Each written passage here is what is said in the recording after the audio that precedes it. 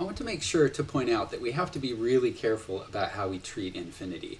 So it's extremely easy to try to do arithmetic with infinity as if it's a real number. Right? So for real numbers, if you have any number minus itself, you always get 0.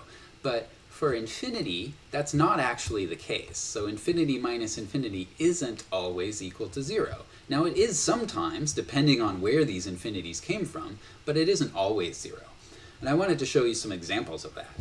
So, for example, let's find the limit as x goes to infinity of x cubed minus x squared. So, if you just plug in infinity, this is going to give you infinity minus infinity. In fact, so does this example, x squared minus x squared. If you take the limit as x goes to infinity, you get infinity minus infinity. And this one also, x squared minus x cubed, you get infinity minus infinity. But that doesn't mean that these limits are all equal to 0. So let's see what these limits are equal to.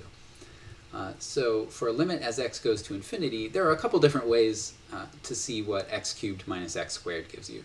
One is to look at a graph, but another way is, I guess if you looked at a graph, this is a cubic with a positive leading coefficient, so it's going to look something like this. You can see that it's going to go up to plus infinity on the right. Another way to see it is factor out an x squared.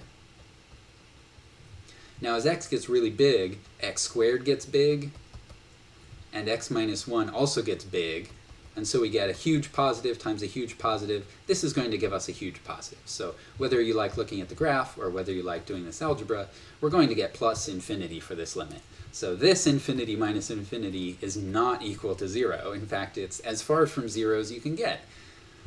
By the same token, you can see that x squared minus x cubed, this limit is actually going to be minus infinity. So once again, this infinity minus infinity is not equal to 0.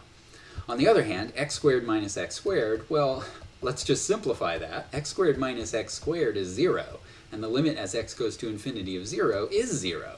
So this particular infinity minus infinity is equal to 0.